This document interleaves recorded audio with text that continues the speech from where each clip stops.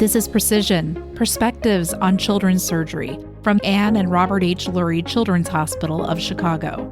I'm your host, Erin Spain. On this podcast, we introduce you to surgeons at one of the country's most renowned children's hospitals to find out how they're transforming pediatric medicine.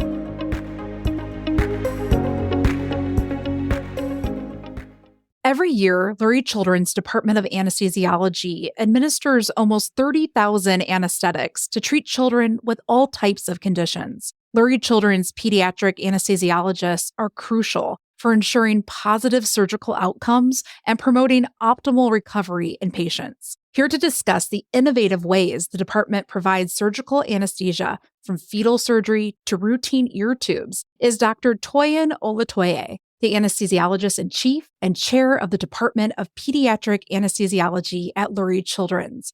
Welcome to the show. Thank you so much, Erin. I'm glad to be here. Thank you for having me. Let's start things off by talking about your journey into pediatrics. What was it about this field that made you want to pursue it? I actually was born as a premature infant at 28 weeks, and I consistently heard stories from my parents about how devastated they were because back then, these children didn't really have a chance at survival. And I stayed in the hospital for about 2 months before I eventually came home. And I grew up being indebted to the physicians that took care of me, and I vowed to be able to help children in the future. And that drew me to pediatrics, particularly the pediatric subspecialty of anesthesia. Anesthesiologists are pretty special. You see so many patients undergoing a variety of procedures. What was it about anesthesiology that drew you into this subspecialty? I would say the critical nature of anesthesia care and the fact that it's a very short interaction, but very involved interaction. And just being able to get a patient asleep, monitor the patient while they're awake, do whatever you need to do within that surgical time to ensure the best outcome for the patient, which ranges from not just monitoring their vital signs, but also giving blood if necessary, making sure the patient is warm, making sure the patient is deep enough and under anesthesia, or even providing nerve blocks to help ensure the patient wakes up pain-free. All of these things that we're doing within a short period of time really drew me to anesthesia. And I would say for pediatric anesthesia, the opportunity to engage in this care and even the smallest of babies, which is more critical and which is not widely embraced by many people, drew me to pediatric anesthesiology. It does take a specially trained pediatric anesthesiologist to be able to take care of the smallest of babies. Tell me about these smallest patients that you care for. Sure. Every pediatric anesthesiologist has first been trained as an anesthesiologist and then embarks upon a 1-year fellowship training to specialize in the care of children. We do have general anesthesiologists first who can take care of some pediatrics. And depending on the institution, you might have different guidelines. In some hospitals, you would have a general anesthesiologist taking care of children above 5. In some places, it's above 3. But regardless, I think it takes a specially trained pediatric anesthesiologist to be able to take care of the smallest of babies. We are comfortable taking care of the babies that are in the neonatal intensive care unit, those that can fit in the palm of your hand or that are just barely bigger than the palm of your hand. Because we've had this year of extra training, we're comfortable taking care of these babies for a myriad of congenital anomalies that they may be presenting to the operating room. So I think the specialty training of pediatric anesthesia is very important because you do need people that are comfortable taking care of these children in the middle of the night or whatever odd time they present to the hospital. While you have a general anesthesiologist who may take care of older children, you still do need a pediatric anesthesiologist to take care of the critically ill, particularly the smallest of patients. Administering anesthesia to children also requires someone who can put a child and their caregivers at ease. I mean, some of these children, they can't talk yet. It's hard for them to communicate. Tell me about your approach to these patients and their families.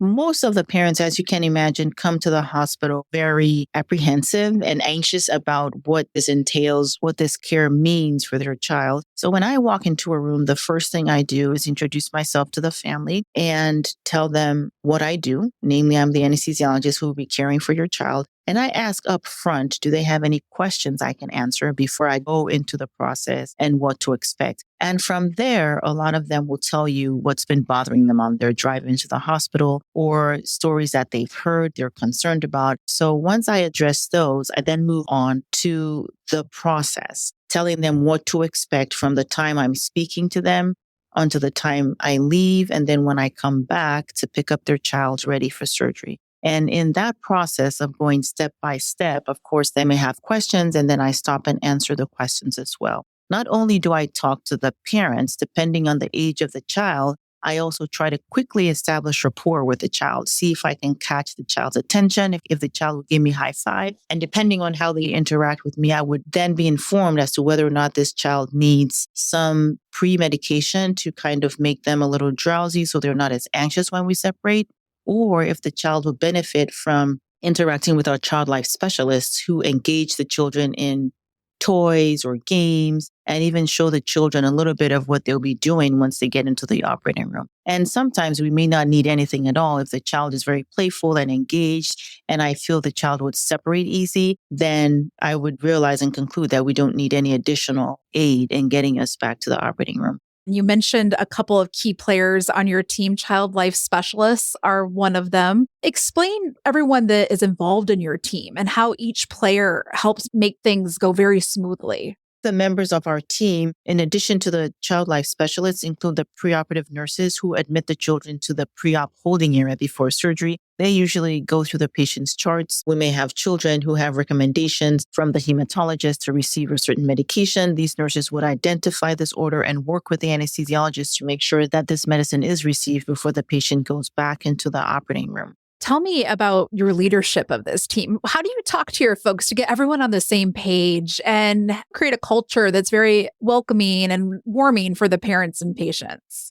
Most of the anesthesiologists on my team are here because they love taking care of the children. They love working with each other. They love working with the surgeons. They love working with the nurses. One of the things that is attractive in a children's hospital is that everybody that's here is interested in moving the day along, is interested in working well together. And I think that's one unique feature of a children's hospital compared to an adult hospital. And due to the camaraderie that exists and the playful attitude and playful nature of everyone enjoys the day and the day seems to go by very fast. Amongst the members of my team, I do have some anesthesiologists that have specific interests in particular areas. I have an interest in maternal-fetal anesthesia, for example, and neonatal anesthesia and craniofacial. But I would say in our team, we have people that have interest in general pediatric surgery, bariatric surgery, cardiac surgery, maternal-fetal surgery, as has been mentioned, transplant surgery.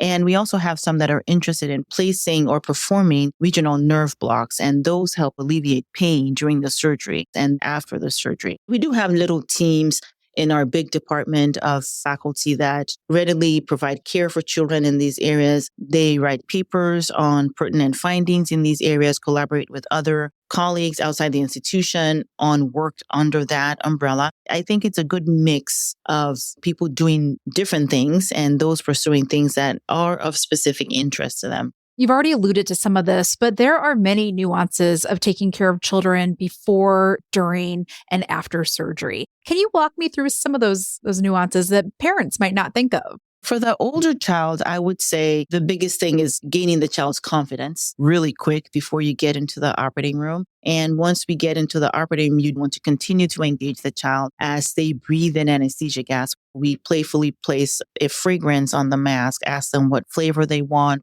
Bubblegum, strawberry, watermelon, cherry, orange, and the child gets to pick. And once they get into the room, in the process of breathing in the anesthesia gas, they're blowing up a balloon. So they watch the balloon blow up, and then next thing you know, they fall asleep. And for the younger kids, the babies, the main issue for them, or main concern, I would say, is temperature regulation because they're so little and they lose heat very quickly. So we warm up the room before we have little babies come into the room. We have overhead warmers that radiate heat onto the bed. We also have bear huggers, which are blankets that insufflate warm air around the patient. So even when they lay down on the bed, they're not laying down on something cold. We also have caps that we put over the heads for babies and younger children that also helps to conserve heat. So these are the things that we do as we're bringing the child into the operating room, even while we're getting them asleep. Some surgeries are more prone to more heat loss than other surgeries. Big procedures where you have big abdominal procedures done, they tend to lose heat much more than other children that are having extremity procedures done. And what about the waking up part? What can that be like for children? And what do you do to really help smooth that transition as much as possible? In general, children have decreased oxygen reserve, and they tend to drop their oxygen levels very quickly compared to adults. So this is something that we keep an eye on as the children are falling asleep during surgery and even when they're waking up. When we use a breathing tube or any breathing device in a child and we're taking the breathing device out, it's not uncommon for the oxygen level to be a little low initially. And we make sure, obviously, that the oxygen levels come back up to where we're comfortable before we take the children to the operating room. So I would say every part of the anesthetic is important, from falling asleep to keeping them asleep and monitoring the vital signs to waking them up. One feature that is common in children that you don't see in adults sometimes is emergence delirium, where the child may wake up extremely agitated, is not recognizing the parents at all, and is inconsolable. This is obviously very frightening for the parents. And we do have medicines that we give the children that makes them fall back asleep in the recovery room. And when they wake up, they're back to their normal selves. How often are you seeing that? I wouldn't say it's common. If I were to give it a percentage, I would say maybe 10, 15% of children. It's more common with very short procedures. And sometimes you could have them even on medium duration procedures. On occasion, it may be associated with pre-medications that the children receive to make them calm during surgery. And in very rare occasions, we might have to reverse that medicine if we notice that the kids are waking up with emergence delirium. But for the most part, the incidence is very low, fortunately. So you mentioned maternal-fetal anesthesiology, and this is an area that's really fascinating where you're actually working with pregnant women and babies before they are born. Tell me about this work and what draws you to this and what this is like. I think that's an interesting field because you get to interact with two patients, the mom and her unborn child. And again, very much like pediatric anesthesiology, you're trying to allay the fears and concerns of these mothers that come for a variety of procedures on their unborn children. And these procedures range from shunt placement or maybe drainage of extra fluid in either a lung or heart, or fixing a valve anomaly within the heart, to the more involved procedures in which the baby may have spina bifida, and this is repaired in utero, fetoscopically with minimally invasive equipment.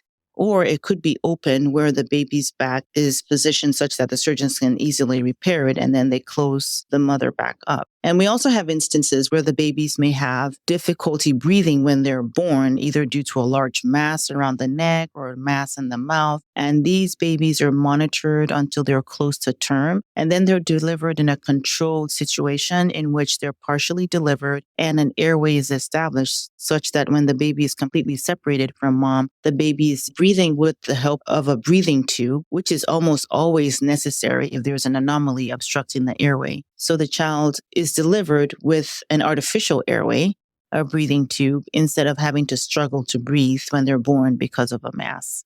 I mean, this is really incredible. The stakes are always high when it's someone's child and parents are always concerned. But when it's a pregnant woman, maybe even a more experimental procedure, I'm sure this is something where you're having to have a dialogue with this patient. Just kind of walk me through that exchange and what it's like.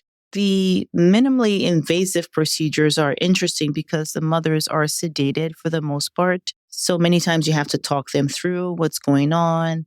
This is what's going on now. You might feel pressure here. And, it's a constant conversation because it really is a minimally invasive procedure and it doesn't need general anesthesia. So many times these procedures are done either with IV sedation or with an epidural catheter, which most women receive when they are in labor. But an epidural catheter can also be used during these procedures because it basically serves the same function. It numbs up the abdominal area through which the surgeon will be working. And the mothers are in and out of sleep during this time, but we are constantly talking with them and explaining what's going on. And particularly here at Lurie Children's, they've incorporated the use of translators. So even for mothers who do not have English as their first language, they're able to have somebody with them in the room throughout the whole procedure, explaining what's going to happen, those kind of things.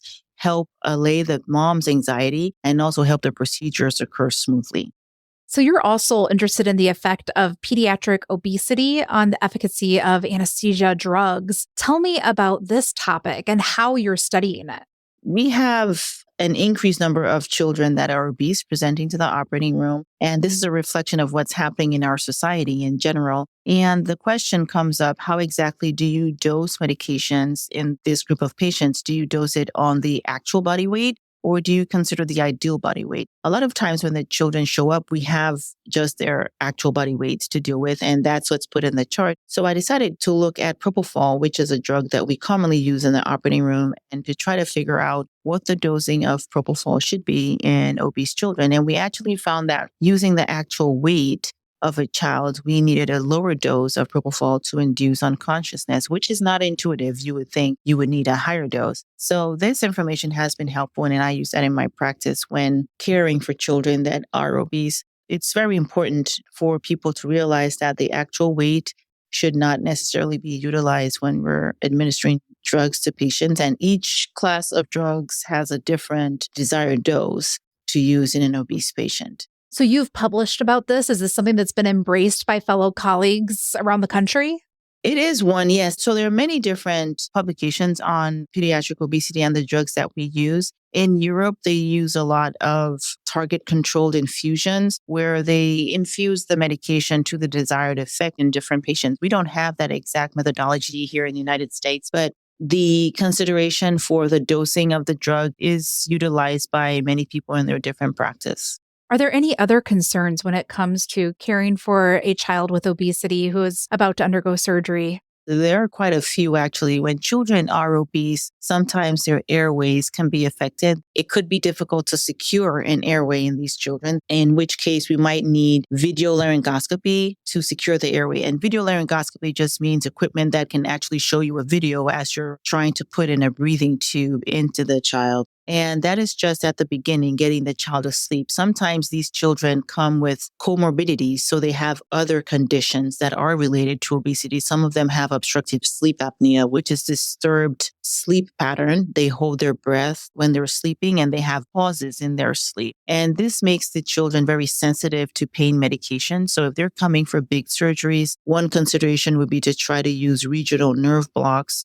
to control their pain as opposed to using opioids, because they could be sensitive to opioids and have problems with breathing after surgery because they've received opioids. Sometimes these children have diabetes and we have to monitor their blood sugar during surgeries depending on how long the surgery is. Positioning is also a factor when we have obese patients, trying to get them well positioned on the bed and make sure that they don't have any nerve injury, particularly for longer procedures. Are you ever able to uncover undiagnosed conditions through the process of administering anesthesia and monitoring the patient? It's not uncommon because we do have a preoperative clinic where patients are screened, particularly patients with complex medical histories prior to coming to surgery. And we take a thorough medical history before inducing anesthesia. However, on occasion, we do find patients who under anesthesia now decompensate or are not doing so well. And then we might have to get a consultation from either cardiology or from some other service. So it does happen occasionally, but I wouldn't say it happens very commonly. That's one of the benefits of working in a specialized children's hospital like Lurie Children's, because you have all pediatric specialists under one roof and you can easily pick up the phone and call, and they would come in and see the patient, be it in the operating room or in the holding area before surgery or even in the recovery room.